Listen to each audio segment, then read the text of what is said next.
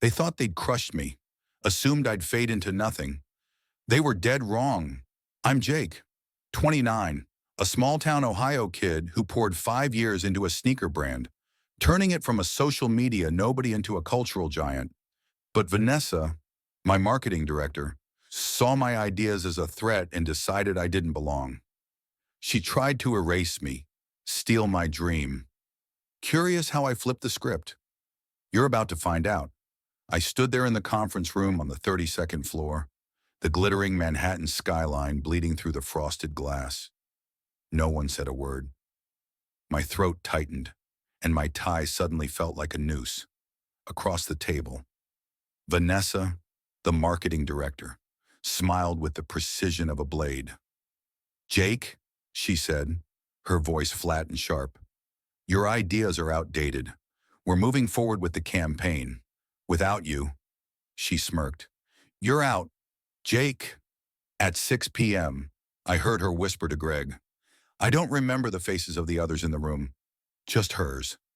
And the sound of my own heartbeat pounding like funeral drums for something that had just died. Trust, commitment, maybe even part of myself.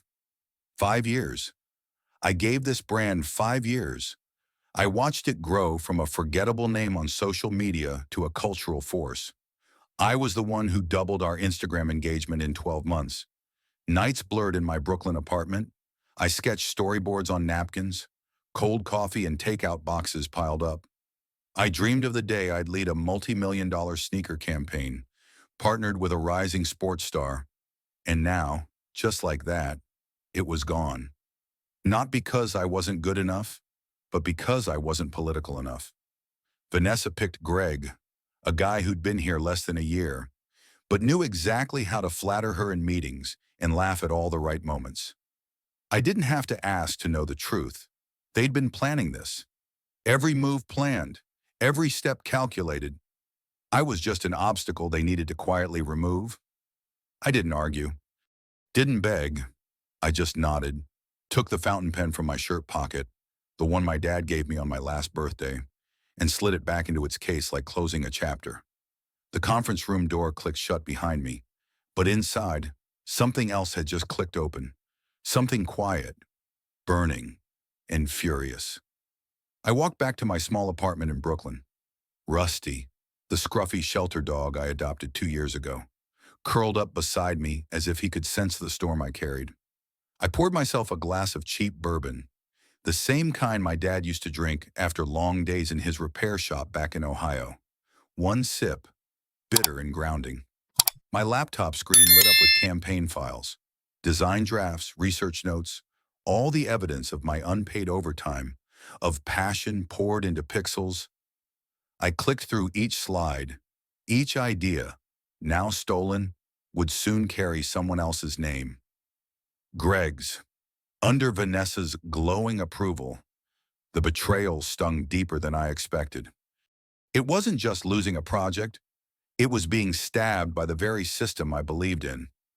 I used to think that if you worked hard, if you gave your best, you'd earn your place. But they didn't want honest work. They wanted fake charm, empty suits, obedient nods. I'm not built for that. I grew up in a town where your word mattered more than a contract, where if someone pushed you into the dirt, you didn't wait for a hand. You stood up, wiped your mouth, and remembered their face. I took a long breath, set the bourbon down, and told myself, Jake, you're not letting them steal your dream. Not today. Not ever. I reopened the campaign file, but this time, not to finish it for them. This time, I was going to turn it into my weapon. The days after Vanessa's betrayal felt like wading through quicksand.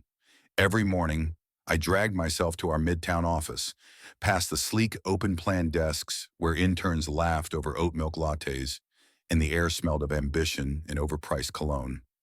I'd nod at colleagues, force a smile, and sit at my desk, staring at spreadsheets that now felt like a prison. My role in the sneaker campaign, the one I'd poured my soul into, was gone. Vanessa had reassigned me to grunt work, crunching numbers for a low-budget ad that'd never see the light of day. It was a demotion in all but name, a deliberate move to humiliate me. But I didn't lash out. I didn't storm her office or send a fiery email. I'd learned long ago, back in my Ohio hometown where folks settled disputes with quiet resolve, that anger without a plan is just noise. So I watched, waited, and listened. Vanessa's clique moved like a pack of wolves. There was Greg, her right-hand man, always hovering with a smug grin, parroting her ideas like they were gospel. Then there were the others, junior execs and influencers she'd handpicked, all loyal to her, not the company. They'd huddle in the glass conference room, doors closed, voices low. I'd catch snippets as I passed by, pretending to head for the coffee machine. "We'll push the budget through," Vanessa would say, or "make sure the influencers know who's signing their checks." It didn't add up. Our campaign budget was massive. Millions for A-list endorsements, billboards in Times Square, and slick Instagram reels. But the numbers I was seeing didn't match the results. Money was vanishing, and nobody seemed to notice. One evening, I stayed late, the office empty except for the hum of the AC and the distant honks of Manhattan traffic.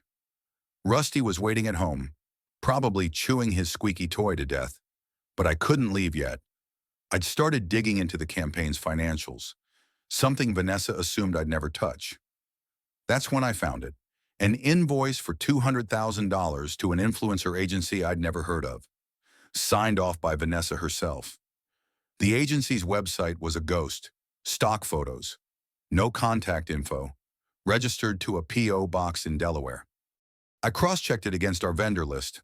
Nothing. My gut twisted. This wasn't sloppy accounting. It was deliberate. I saved the file to a USB drive, my hands steady but my heart racing. If I was right, Vanessa wasn't just sidelining me. She was stealing from the company. Over the next few weeks, I became a ghost in my own office. I'd show up, do my work, and keep my mouth shut. But every spare moment was spent piecing together the puzzle. I found more invoices, more shell companies, all linked to Vanessa's approvals. Late one night, in a moment of reckless curiosity, I slipped into her office after hours. Her computer was locked, but she'd left a post-it with a meeting time scribbled on it. Greg, 7 p.m., my office, influencer payouts. I didn't touch it, just snapped a photo and left. The next evening, I lingered in the copy room nearby, my phone's voice recorder running. Through the wall, I heard Vanessa's voice, low and confident. "We'll route the next payment through the new LLC. Greg, you'll get your cut after the campaign launches. Keep the influencers happy, and nobody ask questions." I stopped breathing for a second. This was it, the smoking gun. I had her on tape, admitting to funneling company money into her own pockets. But I wasn't ready to act. Not yet. I'd seen what happened to people who blew the whistle too soon. Smeared, fired, blacklisted. I grew up in a town where you didn't accuse someone without proof you could stand on. My dad used to say, "Don't swing unless you know you'll hit." So I kept collecting evidence. Emails where Vanessa slipped up, mentioning off-books payments, contracts with inflated fees, even a text she'd sent Greg, accidentally CC'd to me, saying, "Make sure the agency wires the kickback by Friday." Each piece was a brick in the wall I was building. I stored everything on an encrypted drive, backed up in the cloud, and told no one. Not even my best friend at the company, Sarah, who'd always had my back. This was too big, too dangerous. If Vanessa caught wind, she'd crush me. The stress was eating me alive. I'd come home to my Brooklyn apartment, collapse on the couch, and let Rusty climb onto my lap, his warmth the only thing keeping me grounded. I wasn't sleeping much, my eyes bloodshot from staring at screens. I'd pour a glass of bourbon, sit in the dark, and think about my old life in Ohio. Back there, trust was currency. You helped your neighbor. You kept your word. Vanessa's world was different, cold, Cutthroat, a place where loyalty was a liability. I'd been naive, thinking hard work and good ideas would be enough. That was my mistake, and it stung. But I wasn't helpless. I had the recording, the invoices, the proof. I was building a case, and I'd only get one shot to use it. One morning, as I walked through Washington Square Park with Rusty, my phone buzzed. It was an email from Vanessa, copied to the team. Jake's contributions have been invaluable, but we're shifting focus. He'll support from the sidelines. It was a public gut punch, dressed up as praise. My colleagues shot me pitying looks all day, but I kept my face blank. Inside, I was seething, not just at her, but at myself for ever trusting her. That night, I sat at my kitchen table, Rusty snoring at my feet, and opened my laptop. I started drafting an email to a contact at CNBC, someone I'd met at a marketing conference last year. I didn't send it yet, but the words were forming. I wasn't just going to expose Vanessa, I was going to do it where it hurt most, on live TV, in front of millions. The American dream I'd chased wasn't dead yet. I'd fight for it, not with fists, but with the truth. The weight of the evidence I'd gathered felt like a loaded gun in my pocket, but I wasn't ready to pull the trigger just yet. Every day, I walked into the Midtown office, past the polished desks and the chatter of colleagues who had no idea what I was carrying. Vanessa's clique was tighter than ever, their laughter echoing from the conference room as they planned their victory lap for the sneaker campaign. They thought they'd won, that I was just another cog in their machine, grinding away on meaningless tasks while they reaped the rewards. But I was done being invisible. I'd spent weeks collecting proof, recordings, invoices, emails, that could bury Vanessa and her crew. Now, it was time to turn the tables, to take back what was mine. I wasn't going to HR or the CEO. They'd sweep it under the rug, protect their own. No, I needed a stage big enough to make sure the truth couldn't be ignored. It started with a phone call on a rainy Sunday afternoon. I was in my Brooklyn apartment, Rusty sprawled across the couch, his snores mixing with the patter of rain against the window. My old college buddy, Mark, now a producer at CNBC, called out of the blue. He'd heard about the sneaker campaign, the one I was supposed to lead, and was fishing for gossip. "Heard you got sidelined. Jake, what's the deal?" he asked, his voice casual but curious. I hesitated, my thumb hovering over the encrypted drive on my desk. Then I made a choice. "Mark," I said, keeping my tone even, "what if I told you I've got something bigger than gossip? Something that'll blow this campaign wide open?" He went quiet for a second, then laughed. "You're serious? Spill it." I didn't spill. Not yet. Instead, I said, "Get me on your live segment next week, the one with Vanessa and Greg. I've got something the world needs to hear." Mark thought I was half joking, but I sent him a teaser, a screenshot of one of Vanessa's shady invoices. No context, just enough to hook him. By Monday, he called back, his voice all business. "You're on, Jake. Surprise guest. Thursday night. Prime time. Don't screw this up." My heart pounded, but I kept my cool. This was my shot, not just to expose Vanessa, but to show the world what happens when you underestimate someone like me. I spent the next few days planning, not just what I'd say, but how I'd say it. I didn't want to come off as a disgruntled employee, whining about a bad break. I wanted to be sharp, precise, letting the evidence do the talking. I rehearsed in front of my bathroom mirror, Rusty tilting his head like he was judging my delivery. I'd play the recording, lay out the facts, and let Vanessa's own words hang her. The morning of the segment, I woke up before dawn, my stomach in knots. I took Rusty for a walk through Prospect Park, the city still half asleep, the air crisp with early fall. I thought about my dad, back in Ohio, who'd always told me to stand up for what's right, even when it's hard. This was hard. If I misstepped, I'd lose everything. My job, my reputation, maybe even my place in this cutthroat industry. But I wasn't backing down. Vanessa had tried to erase me, to steal my work and my future. Now, I had the upper hand. A secret weapon she didn't see coming. That recording, those invoices. They weren't just evidence. They were my ticket to justice. By the time I got to the CNBC studio, my nerves were steel. The plan was locked in. Walk in, sit down, and drop the bomb on live TV. Vanessa and Greg would be there, basking in the spotlight, thinking they'd pulled off their scheme. They had no idea I was coming. I'd told Mark to keep my appearance under wraps, billed as a team member with insight. The studio was a maze of cables and bright lights, the kind of place where careers are made or broken. I could feel the weight of what I was about to do, but I wasn't scared anymore. I was ready. This wasn't just about me.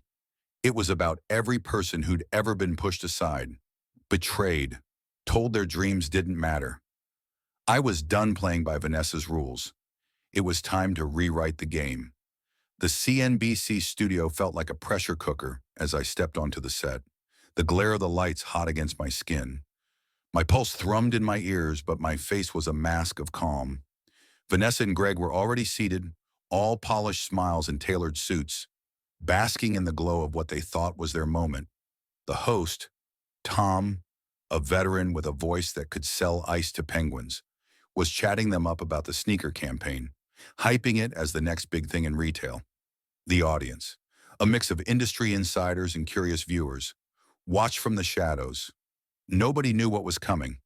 Not Tom, not the producers, and definitely not Vanessa. I'd kept my plan airtight, my evidence locked and loaded on my phone. This was it, the moment I'd been building toward for weeks, the moment to take back everything they'd tried to steal from me. My work, my reputation, my shot at the American dream. Tom turned to me as I took my seat, his grin wide but his eyes curious. "Jake, you're a surprise guest tonight. Tell us about your role in this campaign." I could feel Vanessa's stare, sharp and uneasy, like she sensed something was off. Greg shifted in his chair, his usual smirk faltering. I leaned forward, my voice steady as steel. "Tom, I'm here to tell the truth about this campaign and about the people running it." The room went still, the air thick with anticipation. I pulled out my phone, connected it to the studio's audio system, and hit play. Vanessa's voice filled the space, cold and calculated, detailing her scheme to funnel company funds through fake agencies, promising Greg a cut of the profits. The words echoed, dates, dollar amounts, names of influencers who'd been bribed to stay quiet. I'd sent the producers a file with screenshots of invoices and emails, and now they flashed on the screen behind us, each one a nail in Vanessa's grave. Vanessa's face drained of color, her lips parting in a silent gasp. Greg looked like he wanted to sink into the floor. The crowd gasped. Phones buzzed. Tom, caught off guard but quick on his feet, leaned in. "Jake, these are serious allegations. Can you walk us through this?" I didn't hesitate. I laid it out, piece by piece, my voice cut like a blade. I talked about how Vanessa had sidelined me from the campaign I'd built, how she'd handpicked her loyalists to push her agenda, how she'd been skimming millions from the budget for personal gain. I pointed to the screen, where an invoice for a ghost agency glowed in stark black and white. "This isn't just about me," I said, looking straight into the camera. "My words for the millions watching at home. This is about every person who's been pushed out, betrayed, told their hard work doesn't matter. I'm done letting people like her rewrite my story." But I wasn't done yet. Vanessa tried to interrupt, her voice high and brittle. "This is absurd. Tom, that recording is manipulated, taken out of context." But the evidence was undeniable. The screenshots kept rolling, emails where she'd slipped up, contracts with inflated fees, even that text she'd accidentally sent me about kickbacks. The studio audience murmured, the tension palpable. Tom, now fully in investigative mode, pressed her. "Vanessa, can you explain these documents?" She stammered, her charm crumbling like cheap plaster. Greg just sat there, mute, his career crashing in real time. The segment was live. No commercial breaks to save them. I'd timed it perfectly, and the truth was a freight train they couldn't stop. As the segment ended, the studio felt like it was holding its breath. Tom wrapped up, his tone grave. We'll be following this story closely. Jake, thank you for your courage. I nodded, my heart still racing, but my mind clear. I'd done it. I'd exposed Vanessa on a national stage, in front of millions, and there was no coming back for her. As I walked off the set, my phone buzzed with notifications. Social media was exploding. Clips of the segment were going viral. Hashtags like sneaker scandal and justice for Jake trending within minutes. People were sharing screenshots, quoting my words, calling me a hero, but I didn't feel like a hero. I felt like a guy who'd finally stood up for himself, who'd refused to let his dream be stolen. By the next morning, the fallout was seismic. The company's stock dipped as news outlets picked up the story. Vanessa was called into an emergency meeting with the CEO, and by noon, she was gone, escorted out of the Midtown office with a cardboard box and no severance. Greg followed, his name tied to hers in every headline. Greg called later, mumbling an apology, his voice broken. The sneaker campaign was put on hold. Influencers dropped their contracts, and the industry was buzzing. Adweek called it the takedown of the year, and my inbox was flooded with messages from colleagues, strangers, even competitors. Some called me a whistleblower. Others said I'd saved the brand from a PR disaster. The CEO pulled me aside that afternoon, his office overlooking Central Park's autumn glow. "Jake," he said, "you've got guts. We need someone like you leading this campaign." It wasn't an apology, but it was close enough. I accepted the role, not for the glory, but because I wanted to finish what I'd started. Walking home that evening, Brooklyn's streets alive with the hum of life, I felt a weight lift. Rusty greeted me at the door, tail wagging like he knew I'd won. I poured a bourbon, the same cheap kind my dad used to drink, and sat on my couch, the city's pulse outside my window. I'd taken a risk, put everything on the line, and it had paid off. Vanessa's scheme was in ruins, her career over, her name a warning whispered in boardrooms across New York. But this wasn't just about her downfall. It was about proving that the truth could still win, that a kid from Ohio could take on the corporate machine and come out on top. I'd fought for my place, not with anger, but with strategy and nerve, and I'd won. The dust settled, but the echoes of that CNBC segment lingered like a song you can't shake. I'd taken down Vanessa, exposed her schemes to millions, and walked away with the campaign lead role I'd earned. But as I sat in my new office, a corner space with a view of Central Park's golden leaves, I didn't feel like celebrating. The victory was real. Adweek was still running pieces about the whistleblower who shook retail, and my name was on every industry insider's lips. The sneaker campaign roared back. I took the helm.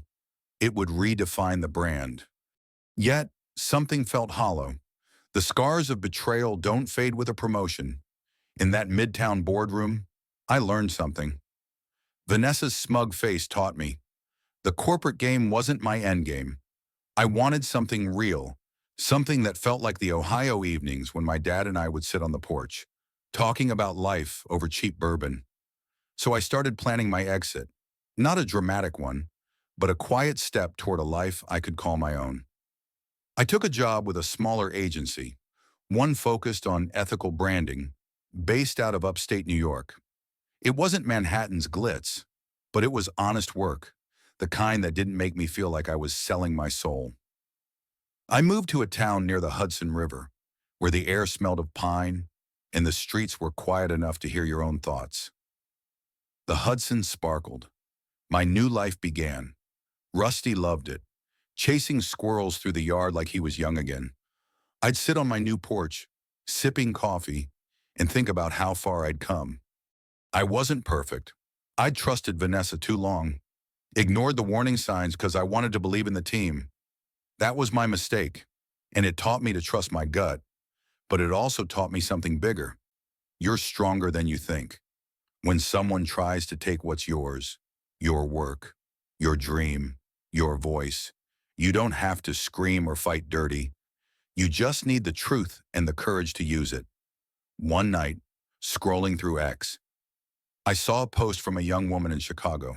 She'd watched the CNBC clip and said it gave her the nerve to call out a manager who'd been stealing credit for her work. Across social media, others shared their fights, inspired by mine. Her story wasn't mine, but it felt familiar, a reminder that betrayal is universal, but so is resilience. That post, and others like it, made me realize my fight wasn't just about me. It was about showing people they could stand up, that they could win without losing themselves. So here's my challenge to you. Been betrayed? Stand up. Share your fight below. Show the world what it means to hold your ground. Because trust me, you've got the strength to do it. I did, and I'm no different from you. Thank you for watching this thrilling revenge story about how the CMO tried to push me out of a multi-million-dollar campaign. This is a fictional work created for entertainment purposes. Any resemblance to real people, places, or events is purely coincidental. If you enjoy real revenge stories, please subscribe so you don't miss more exciting Reddit revenge stories about betrayal, workplace revenge, and corporate drama.